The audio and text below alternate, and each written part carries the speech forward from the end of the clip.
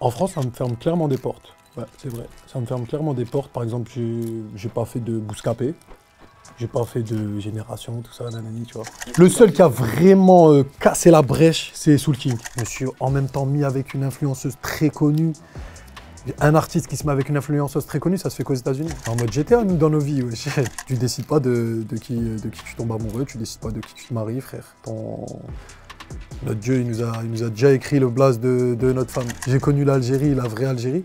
T'as vu, c'est pas l'Algérie, ça m'a des vacances et tout. J'ai connu le quartier en Algérie. Salut Anas, Salut, comment ça va? ça va? Bien. On Et est toi? très heureux de te recevoir dans ce nouvel épisode de La Consulte. Je fais péter les quatre pots dans le business, je suis comme El Chapo. Tu peux pas m'échapper, si je m'y mets, je sais que j'aurai ta peau. Ma première question, c'est autour de ton dernier album, La vie de Mani. Il y a un an tout juste sorti l'album. Ouais, un an. Quels sont les retours que tu as pu avoir sur ce projet?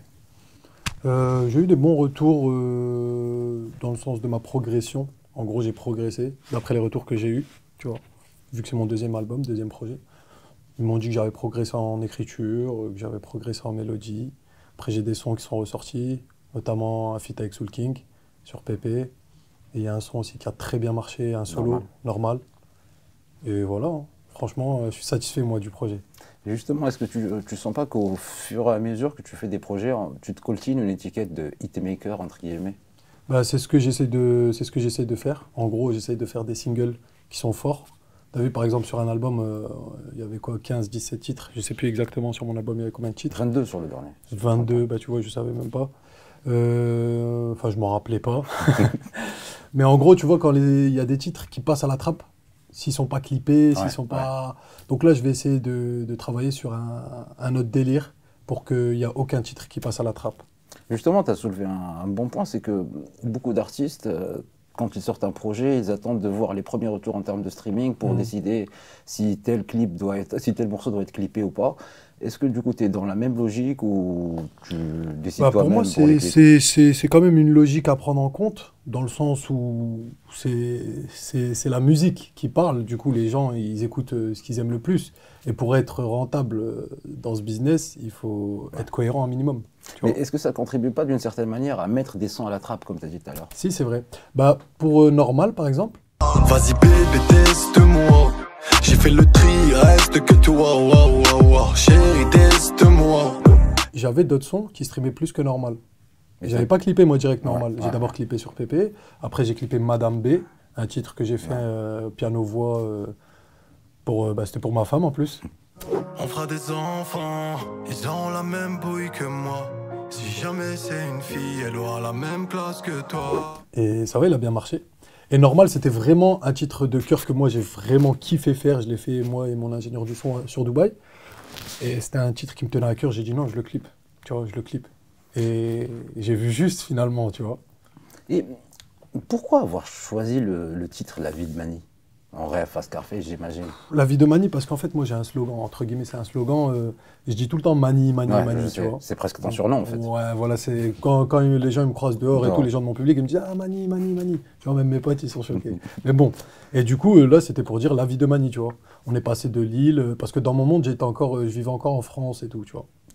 Et la vie de Mani, ça reste une sorte de dans mon monde, mais évolué. Ok. La suite, en fait. Et pour faire l'allusion ou la référence à Scarface, pourquoi beaucoup de rappeurs ont été matrixés par ce projet? Parce que ce film, plutôt.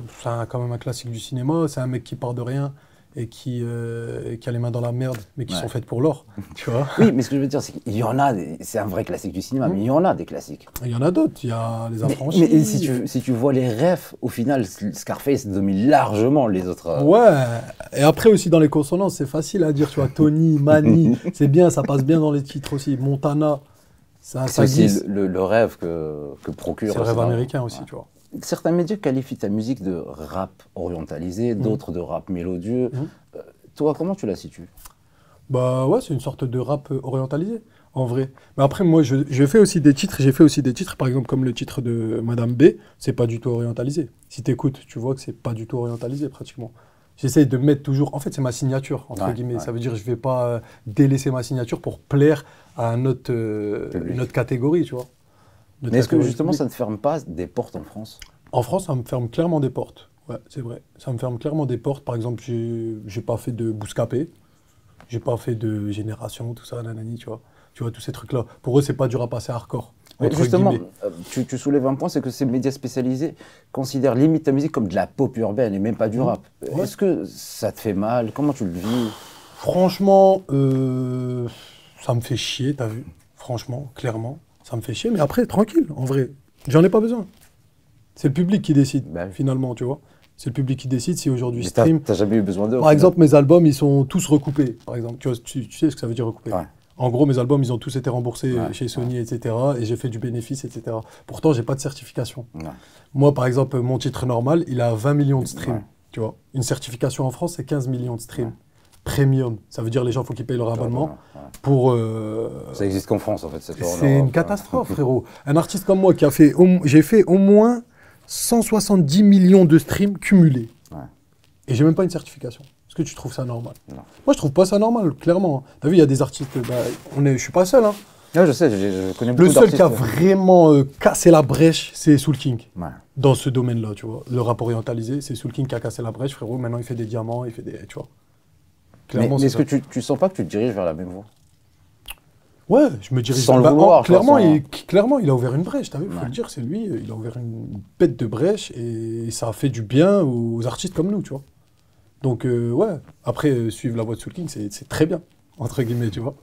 C'est très bien. Pas que vous, les artistes, vous pouvez changer les choses à votre niveau, en fait. Le problème, c'est que... Je sais pas si personne ne On n'est balance pas demain tous, t'as des- vu, les gens, ils voient les gens, on fait des feats, nanani, on n'est pas tous des amis, t'as vu. Ouais. On n'est pas tous des amis, chacun a sa vie, il y en a, ils font des manières, il y en a, ils font pas de manières. Ouais. Ça dépend, tu vois. Ça veut dire si demain, ouais, on crée un groupe d'amis et on est costaud et on veut faire bouger les choses, on pourrait, tu vois. Mais c'est pas tout le monde qui est sur la même longueur d'onde. Les gens, il y en a qui se contentent de ce qu'ils ont. Et il y en a, ils n'ont pas de problème avec ça. Il y en a, ils font leur certif. Donc pourquoi ils vont venir nous donner la force à nous, on va vous aider à avoir des certifs, c'est bon, on a déjà des certifs. Tu vois ce que je veux dire ou pas? Ouais. Après, moi, je te mens pas, j'ai passé le cap de bon, il me faut ma certif et tout ça, et j'en ai rien à foutre en vrai. Je sais que je fais de l'oseille avec ma musique. Je suis content, ça me suffit. Justement, on parle souvent du deuxième album comme l'album de la confirmation. Mhm. Comment tu l'as perçu, toi? Est-ce que ça a été un cap difficile? Est-ce que tu as dû travailler plus pour le deuxième projet ou pas forcément? Non, ça se fait naturellement. Moi, il faut savoir que je suis un artiste qui s'enregistre aussi. Ça veut dire que je sais m'enregistrer, c'est pas le cas de tous les artistes. J'ai mon studio chez moi, je travaille chez moi, je fais énormément de mélodies tout seul. En vrai, c'est une suite logique. Et aujourd'hui, tu préfères kicker ou chanter? Je sais que tu nous as J'aime les montré deux, sur en La vrai. Vie de Mani que justement tu maîtrises les deux avec J'aime les dextérité. deux, mais businessment parlant, chanter c'est mieux, clairement. Après, je suis un mec qui aime beaucoup les mélodies. Hein. Mais c'est paradoxal parce qu'au final, même les rappeurs qui se disent hardcore, on peut citer par exemple Niro ou autres, leurs morceaux qui ont le plus streamé, c'est les morceaux chantés. Mélodieux, bien sûr. Mais pourquoi en fait? Est-ce que En fait, c'est il le faut rap faire les qui deux. chante? Moi, je pense qu'il faut faire les deux parce que il y a aussi, par exemple, un mec comme Niro, il a une fanbase aussi de hardcore. Il est obligé de leur donner à manger. S'il leur donne pas à manger. Après, il y a des sons comme ça aussi, il y a des sons hardcore qui ont été certifiés. Ouais, hein. ouais, oui, mais je quand sais un son bien. hardcore est certifié, c'est un Ça a beaucoup classique. plus- ouais. Ça devient un classique. C'est pas, ouais. c'est pas un tube, c'est un classique. Tu vois. Mais est-ce que tu ne trouves pas que le public est exigeant vers les artistes? Dans le sens où si par exemple tu l'as habitué à une sorte de rap orientalisé, si demain tu arrives gros morceaux qui cachent, etc., les gens vont se dire ah ouais, c'est pas Anas. Du coup, il fait le con. Est-ce que Ouais, non, mais t'as c'est raison. compliqué? Ah, c'est compliqué la musique, hein. La vie de ma mère, c'est compliqué. Il faut plaire au public, il faut essayer d'aller chercher un autre public sans perdre le public actuel. Tu vois ce que je veux dire? Et surtout, un mec comme moi, j'ai une partie de mon public qui est en France, mais j'ai aussi une grosse partie de mon public qui est en Algérie, au Maroc, en Tunisie. Ouais. Tu vois? Et un peu dans d'autres pays le au monde Nord. arabe, par exemple. Tu vois, quand tu es connu en Algérie, Maroc, Tunisie, tu rencontres des Algériens un peu partout en Europe. Par exemple, là, j'ai un concert qui sera bientôt au Canada, à Montréal. Je sais qu'il y a énormément d'Algériens, de Marocains, etc. Tu vois. À Dubaï aussi, j'ai un showcase là dans pas longtemps, pareil. Je sais qu'il y a énormément de Marocains. Donc au final, tu deviens international, tu vois. J'ai pas le choix. Pour la maman, je deviens un bonhomme. Pour elle, je le fais, donc je rentre les billets. Ouais, bébé, moi je rentre les billets. Du coup, aujourd'hui, est-ce que tu planches sur un troisième album? Ouais. Ça sera peut-être pas un album, ça sera peut-être un EP en 2 parties. Ok. Pour Et, 2024 Pour 2024, bien sûr. Premier semestre Premier 6 mois, il y aura... Moi, je pense, hein, je dis ça comme ça, c'est pas encore sûr à 100%, mais normalement, je vais balancer un EP les premiers 6 mois de 2024, je pense après le Ramadan. Ok. Et ensuite, peut-être pour la rentrée, vers octobre-novembre, la deuxième partie. D'accord. Moi, ça y est, je suis arrivé au stade où je peux spoiler. Ça me dérange même pas. Et justement, contractuellement, est-ce que tu peux nous dire où tu en es aujourd'hui? Est-ce que tu es toujours avec Sony? Je suis toujours avec Sony. Ok. Sony, ils veulent encore me garder bien, bien longtemps. Mais c'est bien, ça se passe très bien avec Sony, tu vois. Ça se passe très bien. C'est eux qui m'ont signé en premier, c'est eux qui m'ont donné ma chance. Tu as toujours la même équipe chez eux? Bon, les équipes, elles ont changé. Et j'ai beaucoup mûri, je travaille beaucoup. Ok. Tu vois, même le contrat qu'on avait, il a changé. Au début, j'étais signé en artiste. Maintenant, je suis signé dans un autre type de contrat parce que je suis vraiment autonome, très 100%. autonome. Et justement, là, tu soulèves un point, tu me donnes une brèche. C'est que quand on cherche des infos sur Anas, on découvre ce côté autodidacte, ce côté autonome. Tu veux toujours tout faire, tout maîtriser dans le process de ton On travail. n'est jamais mieux servi que par soi-même. Regarde, finalement, regarde. Là, moi, j'ai une attachée de presse, Ouais. mais je ne l'ai pas branchée avec toi. Non. C'est moi, j'ai parlé avec toi directement. T'as vu, en plus, tu m'as envoyé un message. Ça va la vexer? Hein? Ça va la vexer? Non, ça va pas la vexer. Elle sait très bien comment je suis. Moi, il y a des trucs que j'aime bien gérer moi-même. Dans 10 ans, tu te vois encore dans la musique? Je pense pas, non. Ok. Tu te projettes pas dans la musique du tout? Je pense pas que dans 10 ans, je serai encore dans la musique. Peut-être dans le monde de la musique. Peut-être que... Dans la production? Ouais, voilà. Mais moi, dans 10 ans, je pense pas que je ferai encore du son, la vérité. Ok. Aujourd'hui, ça fait 4 ans que tu vis à Dubaï, si je ne me trompe pas. Ouais, 4 ans.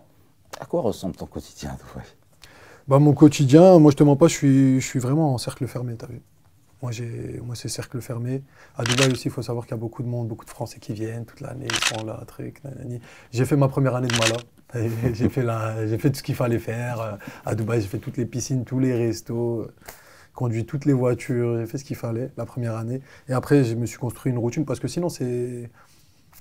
Dubaï, tu vois, c'est pas... Tu vois, il faut que tu aies ta petite routine, il faut que tu fasses ton petit sport, que tu ailles au studio, que tu travailles, parce que tu peux vite t'endormir, en fait. C'est un bled où... Ça va vite ou Ça va vite, ça va super vite. Okay. La vie, elle est chère aussi. Tu vois, faut faire rentrer de l'oseille. Ouais. Tu vois ce que je veux dire? Donc, il faut avoir les épaules. Hein. Est-ce que tu sens qu'il y a le côté capitaliste un peu plus qui est flagrant, genre dans le sens où il faut rentrer l'oseille encore plus que quand tu es à Paris? Bah ouais, parce que t'es loin de tout le monde, t'es loin de ta famille. Il faut pas flopper, tu vois. On peut pas aller jusque-là pour flopper à la fin, tu vois. Ouais. Mais moi, alhamdoulilah, franchement, ça va. Pourquoi de ton côté tu as choisi de vivre à Dubaï? Pourquoi Dubaï au juste? En fait, moi, Dubaï, j'avais déjà été en 2011 à l'époque, avec ma famille et tout. Et on devait s'installer là-bas. Genre, mon daron, il avait un business, tout ça et tout. Mais ça n'a pas fonctionné, tu vois, pour mon père. Du coup, on est revenu. Okay. Et moi, je devais jouer au foot là-bas et tout. Moi, j'étais pris, moi, c'était bon pour moi. Mais j'étais encore très jeune.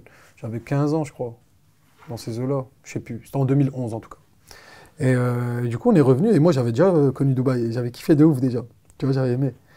Et je me suis dit, peut-être 4 C4, je reviendrai, tu vois.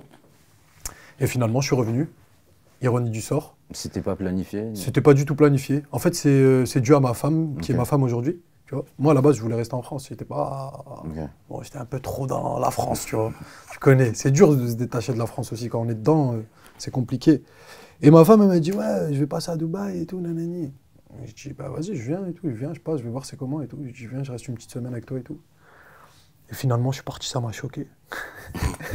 T'es parti parce qu'il faisait froid? Non, c'était une période de Covid. On était en plein Covid. Okay. On était en plein Covid, première vague. Ouais.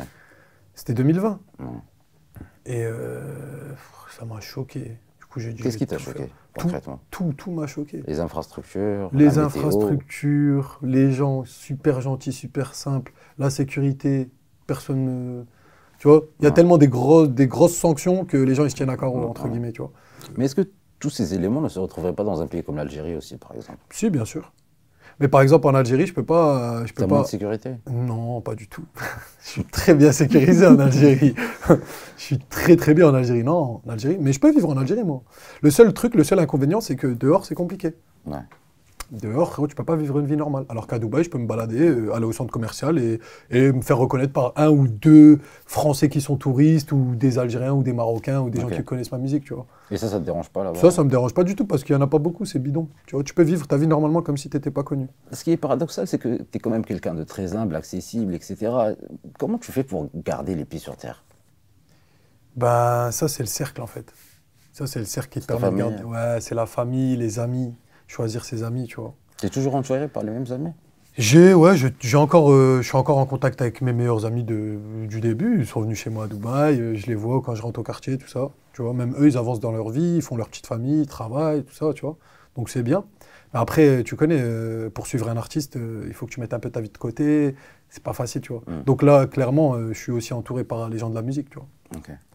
Et est-ce qu'on peut dire que tu es aussi perçu comme une sorte d'ambassadeur des Français à Dubaï? Bah, je te mens pas, bon, j'ai pas envie de me vanter, tout commencer à dire des trucs bizarres, les gens ils vont commencer à dire hey, il fait le fou. Non, en vérité, frère, je suis arrivé à un moment, il y avait la crime avant moi. C'était la tendance. Il y avait la crime avant moi en fait. Il y avait la crime avant, et c'était la crime, je crois, qui est parti en premier à Dubaï. Après, il y a beaucoup d'artistes qui sont partis à Dubaï, mais pas s'installer. Ouais. Mais je crois que la crime, il était installé en premier. Et moi, quand je suis arrivé, ben moi, en fait, j'ai fait un truc. C'était pas que installé. Je me suis en même temps mis avec une influenceuse très connue. Ouais. Un artiste qui se met avec une influenceuse très connue, ça se fait qu'aux États-Unis. Ouais.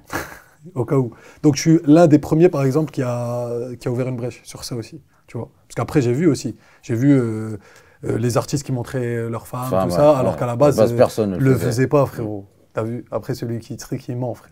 On le sait. C'est carré, les gens, ils savent. Et ouais, en fait, moi, j'ai tout fait à l'instinct, au feeling. Moi, à la base, même ma femme, t'as vu, elle était connue et tout. Je lui disais, moi, montre-moi pas. Moi, dis pas qu'on a à deux, tu vois. Ouais. On ne dit pas qu'on a à deux. Mais elle m'a dit, non, c'est mon travail, nanani. Un de ces quatre, je lui ai dit, vas-y, fais ce que tu veux. T'as vu, tu en avais tellement ras-le-bol. Je lui ai dit, vas-y, fais ce que tu veux. Tu veux montrer, montre. Tu veux dire qu'on est ensemble, dis. Et du coup, voilà. Moi, je suis en mode je fonctionne trop au coup de tête, moi. Mais pour revenir à ma question, est-ce que maintenant, quand un Français, entre guillemets, un artiste, un influenceur, une célébrité, il y a énormément d'artistes qui viennent à Dubaï, est-ce qu'ils t'appellent en fait, pour avoir des plugs, des renseignements? Bah oui. Et du coup, toi... Surtout la première année, ça y est, maintenant ils connaissent un peu. Ils m'appellent plus trop. Parce que tu décroches plus ou parce que... Ça m'appelait énormément, et surtout même des artistes que je connaissais pas. Hein. Mais à l'époque, tu dis des bons artistes que moi j'aimais bien, mais qu'on n'avait jamais discuté ni rien. Mes salariés, ils ont livré des voitures. T'as vu, quand c'est des gros artistes, j'aime bien y aller moi aussi, tu vois. Parce que j'ai une boîte de location de voitures aussi. C'est comme ça que je me suis aussi installé là-bas. J'ai fait énormément de connaissances aussi grâce aux voitures, parce que les artistes, ils viennent, ils veulent des gamos, tout ça, tu vois. Ils veulent clipper. Et moi, j'avais des bons plugs. Ça veut dire... Et tous ceux qui m'ont demandé un coup de main, je les ai aidés avec plaisir, t'as vu, sans rien demander en retour. Donc je suis pas...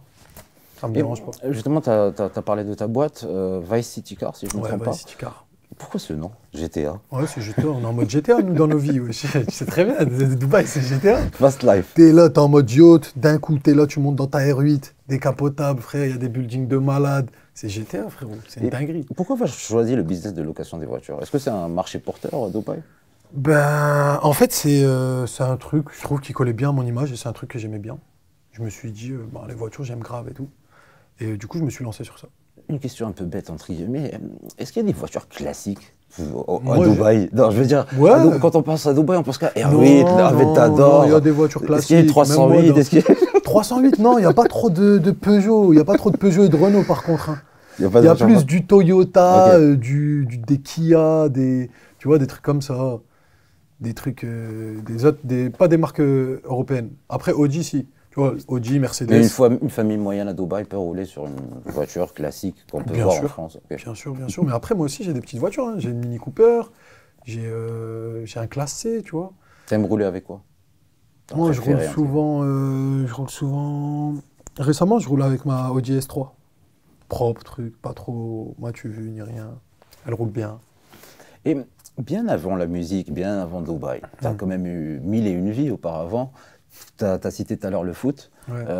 Tu y as consacré une bonne partie de ta vie. Ouais. Est-ce que tu peux revenir sur cette période? Bah, j'ai commencé à l'âge de 5 ans le foot, moi. Très très jeune, en débutant. On jouait au FC Lille Sud. C'était à Lille. Et après, j'ai fait plusieurs clubs. J'ai joué des très bons niveaux. On jouait contre les centres de formation, Lille, Valenciennes, tout ça et tout. Et je suis arrivé juste avant le monde des seniors. Vers 17-18 ans. Ouais, vers 16-17 ans, je me suis fait une rupture du ligament croisé. Une première fois. Parce qu'après, j'ai refait encore une deuxième fois après. Bon, j'ai fait une rupture du ligament croisé, ça m'a un peu touché, tu vois. C'est 1 an de rééducation et tout. Et en plus, c'était au moment où, voilà, 16-17 ans. Avec une baisse de niveau, etc. Et en plus, voilà, en fait, quand je suis revenu, il y avait une petite baisse de niveau. Et voilà, c'est le destin. Je ne devais pas finir footballeur. C'est tout. Moi, je vois ça comme ça, tu vois. Du coup, premier Mais obstacle. je me suis donné de entre malade. guillemets, c'était ton premier gros obstacle. Tu t'es dit, je lâche l'affaire parce que je vais rater le bon train ou. Tu vois, tout de Je me suite, suis tu t'es dit- dit, tu as quand même fait ta rééducation, tu es revenu un an après. À quel suis moment tu t'es revenu dit, je après. lâche le foot? Bah, en fait, une fois, on s'est mal entendu, moi et mon entraîneur, moi et mon coach. J'étais dans un bon club, hein. Et du coup, je me suis mal entendu avec lui. Et du coup, après, je me suis barré. Je suis parti dans mon premier club, Lille Sud. Je suis reparti jouer à Lille Sud, dans le monde senior et tout. Mais le niveau était très bas, tu vois. Ok. C'est pas mon niveau, hein, mais Ouais, général. le niveau où je jouais, c'était, ça y est, on était grave loin du délire où tu pouvais devenir footballeur professionnel, tu vois. Donc, je me suis fait à l'idée. Et par rapport à tes années foot, est-ce qu'au final, tu as gardé une certaine hygiène de vie ou une rigueur que tu avais acquise à l'époque qui te suit à ce jour? C'est vrai, ça, c'est. Je me suis laissé aller. Je sais même pas, je me À suis quel laissé niveau? un peu aller. Bah, au niveau du sport, t'as vu, parce qu'il y avait une vraie rigueur au niveau du foot. Ah, mais tu Mais fais par toujours- contre, j'ai gardé la rigueur du foot, je l'ai mis dans la musique. Ouais, c'est Tu là vois où ce je que je voulais en veux dire? venir, en fait. Voilà, je l'ai mise dans la musique. Mais par contre, faire du sport et tout le temps et tout, j'ai délaissé un peu. Mais je fais du sport. Genre, j'ai mes périodes où, vas-y, pendant 2-3 mois, je vais être un malade du sport. Ok. Je vais faire du sport. Et vas-y, un de ces quatre, je vais avoir un peu mal à l'épaule et tout. Et je vais délaisser le truc. Et après, je vais me laisser aller pendant 6 mois, je vais pas refaire de sport. Tu vois ce que je veux dire? Et récemment, j'avais suivi tes stories, tu t'es fait opérer à nouveau du genou. Ouais, parce que je me suis rompu le ligament croisé après l'opération. Bah, j'ai fait une opération en 2012. Et après, à Dubaï, j'ai fait un match de foot et je me suis rompu le ligament croisé. Bah, du coup, 8 ans plus tard. Ouais, ouais. Donc l'opération n'a pas tenu. Ah, faut plus jouer là, ça y est. Bah non, et là, je suis resté comme ça 3 ans. Je suis resté sans ligament pendant 3 ans. Ok. De 2020 jusqu'à 2023. Et là, il y a 2 mois, je me suis fait opérer. Pourquoi t'as attendu autant de temps en fait? C'était dû au Covid ou... Non, parce que c'est La flemme. une opération atroce, frérot. Et Ah, je sais que t'en elle est souffres encore, atroce, ouais. l'opération. Ça veut dire. Enfin, c'est pas l'opération en elle-même, c'est après l'opération. La rééducation. T'es là, t'es dans des douleurs de malade. La rééducation, elle dure 6 mois minimum. Faut avoir, t'as vu, faut avoir les cojones de faire cette opération. Quand tu l'as fait une fois et tu sais à quoi t'en tenir, ça fait peur, tu vois, la deuxième. Je t'ai posé cette question aussi parce que sur une story Snapchat, tu avais dit comme quoi tu avais été opéré par un excellent chirurgien français, mais beaucoup te disaient en commentaire, tes fans te disaient bah fallait venir en France pour te faire opérer, etc. Et tu avais soulevé un point comme quoi tu gardais un mauvais souvenir de la médecine en France. Que Ouais. tu avais eu quelques... C'est réel, ouais. Est-ce Moi, que j'ai tu peux toujours nous eu des en dire problèmes, moi. Frère, je me suis retrouvé, une fois, j'ai eu l'appendicite. Déjà, pour détecter mon appendicite, ils ont mis 3 jours. plus? Ouais. En fait, j'ai été chez le médecin, il m'a dit t'as rien. Ensuite, j'ai fait quoi? J'ai fait une prise de sang, ils m'ont dit t'as rien. Le mec, il m'a palpé et tout. Ouais. Il me restait un 3e test à faire, c'était quoi? C'était une échographie ou je sais plus quoi, là, Ouais. un scanner. Et quand j'ai fait le scanner, le mec, il m'a dit tu dois aller d'urgence te faire opérer, frère. Si ça pète, t'es foutu, en fait.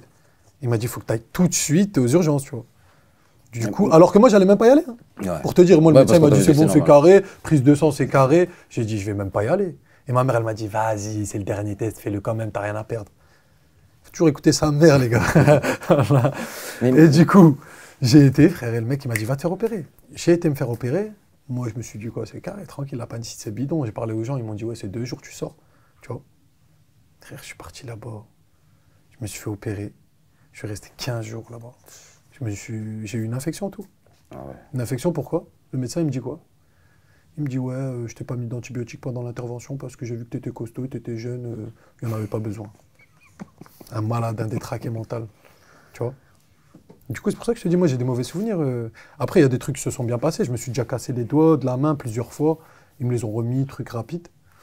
T'as pas une autre anecdote gênante un peu chez le Toubib? Un truc un peu rigolo qui s'est passé chez Toubib? Un truc un peu rigolo, une fois, j'avais des problèmes de côlon et d'intestin. Et j'ai été chez le gastrologue, et le gastrologue, il m'a dit t'as rien, frère. Et il m'a dit quand t'as rien, on dit que t'as le côlon irritable. Du coup, le mec, quand il trouve rien, c'est une maladie qu'ils ont trouvée, ils ont dit on appelle ça le côlon irritable. T'as capté ou pas? Et du coup, il m'a donné des médicaments, ça allait un petit peu mieux. Mais c'est un truc, je crois que c'est une maladie chronique qui reste. Tu es marié depuis 3 ans, si je ne me trompe pas. Ouais, 2 ans et demi, 3 ans. Ouais. Alors, il y a la légende qui dit que l'amour dure 3 ans. Toi, t'en penses quoi? Bah, franchement, là, on va avoir un enfant, donc moi, je te mens pas, ça se passe très bien avec ma femme. Alors là, ça se passe bien. Bon, il y a toujours des hauts, des bas, des embrouilles, hein, c'est comme chez tout le monde.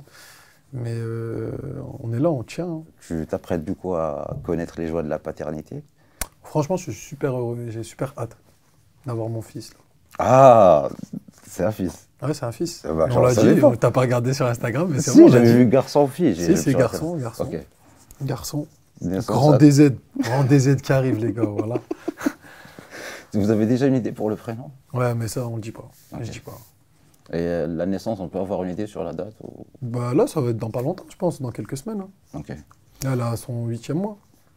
Mais est-ce que du coup, tu as des angoisses de jeune papa? Tu vois, là, tu t'as montré déjà ta fierté, le DZ, mais. est-ce que Des t'as angoisses, dans quel sens Bah, à toi de me Dans dire. tous les cas, tu as une vie, tu es responsable d'une vie, tu as une vie entre les mains, tu es obligé de faire tes preuves et tu es obligé d'être présent, tu vois.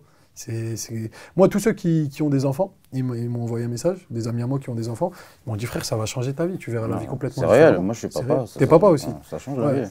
Donc en fait, j'ai hâte de voir ce truc-là, tu vois. Quelles sont les valeurs que tu as envie d'inculquer à ton fils? L'honneur. L'honneur, le partage, se mettre à la place de l'autre, tu vois. Être quelqu'un de bien. Moi, je veux que mon fils soit un bonhomme, un vrai bonhomme, et qu'il soit respecté et qu'il respecte les autres, tu vois. Est-ce que le fait d'être avec une influenceuse, un personnage public, c'est aussi un inconvénient? Tout à l'heure, tu as dit que Ouais. tu as ouvert une sorte Ouais, de ouais, parce brèche. que moi, je suis le genre d'homme Précurseur, ouais. qui aime pas forcément montrer sa femme, entre guillemets. Tu vois. Ma femme, c'est moi, frérot, je veux pas la montrer. Ouais. Je suis pas dans ça à la base, t'as vu. Mais le destin en a décidé autrement. Tu vois ce que je veux dire?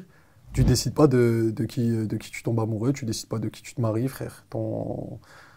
Notre Dieu, il nous a déjà écrit le blase de notre femme, en tout cas chez nous les musulmans. Dieu, il nous a déjà écrit avec qui on allait se marier, ce qu'on allait faire, combien on allait toucher. Tu vois, et moi je crois en ça. Donc, Malice, tu vois, je me suis dit, c'est pas grave, c'est comme ça. Et de toute façon, il y a des avantages aussi. Il y a énormément d'avantages, mais il y a des inconvénients. Mais du coup, parmi ces inconvénients, est-ce que il n'y a pas le fait d'être aussi sujet à mille et une rumeurs, tu vois? C'est chiant, t'as vu. Des fois, je tombe sur des t'as vu les trucs de Snap, là, dans Ouais, Discovery? ouais. Des fois, je tombe sur des trucs de fou. Ça, c'est Ouais, le- Anas trompe sa femme Ouais. alors qu'elle est enceinte. Ouais. Après, vous jouez à quoi? Et après, tu regardes le truc. Hein. Ouais. Après, tu vas jusqu'au bout du truc. Il n'y a rien. Il y a rien.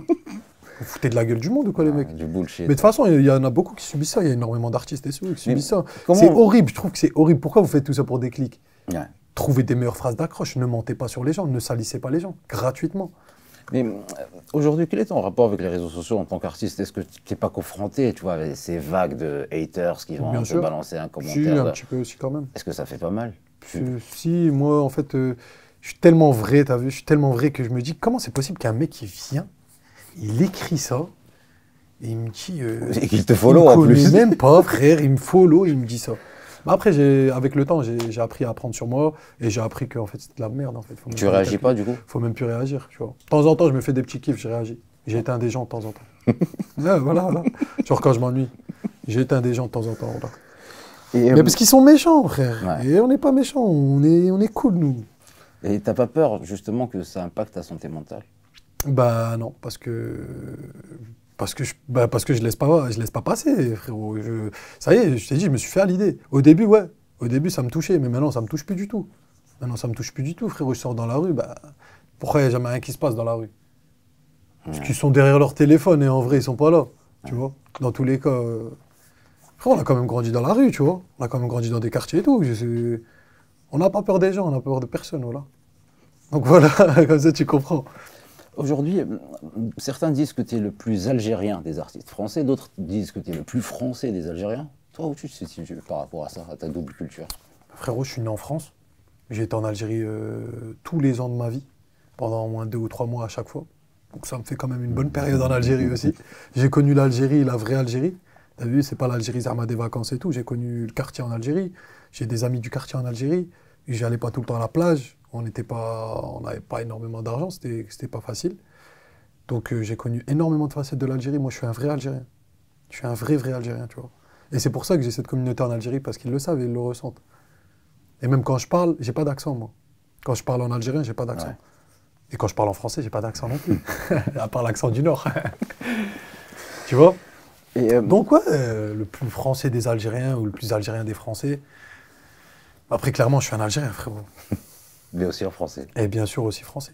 Et justement, le fait d'avoir connu cette starification dans les pays du Maghreb avant la France, est-ce que ça ne t'a pas posé problème? Est-ce que ça t'a pas vexé dans ton ego? Non, ça m'a pas vexé en vrai, parce que je suis fier d'être connu chez moi, tu vois. Je suis fier d'être connu en Algérie. Et, même dans les 3 pays du Maghreb, Maroc, ouais, Algérie, ouais, Tunisie, ouais, t'as ouais, une mais bonne après l'Algérie, communauté. voilà, tu vois. C'est dans tout le Maghreb, ouais, mais bon. Et ça m'a porté préjudice dans le sens où, ouais, j'ai été boycotté par certains médias. Après, c'est pas grave, regarde, je fais ton média c'est la frappe. C'est mal. Tu vois. Une toute dernière question. Est-ce que aujourd'hui, ou dans 10 ans plutôt, est-ce que tu te vois encore vivre à Dubaï? C'est possible.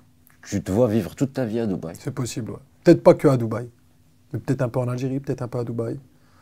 J'ai pas encore visité les. Là, aujourd'hui, on a l'impression que tu es un peu un globe-trotter qui vit Ouais, entre je l'Afrique suis un du peu Nord, la ouais, France, c'est ça, en Dubaï. vrai. C'est ça en vrai, moi j'ai un triangle. Mon triangle c'est Algérie, France, Dubaï. Algérie, France, Dubaï. Tu vois, c'est ça en vrai mon triangle à moi. Et ça va continuer comme ça? J'aime bien, franchement j'aime bien, je suis bien. Oh, top. Merci beaucoup, Anas. Merci mon frère, merci. Grosse interview, hein. Ça frappe, j'aime bien.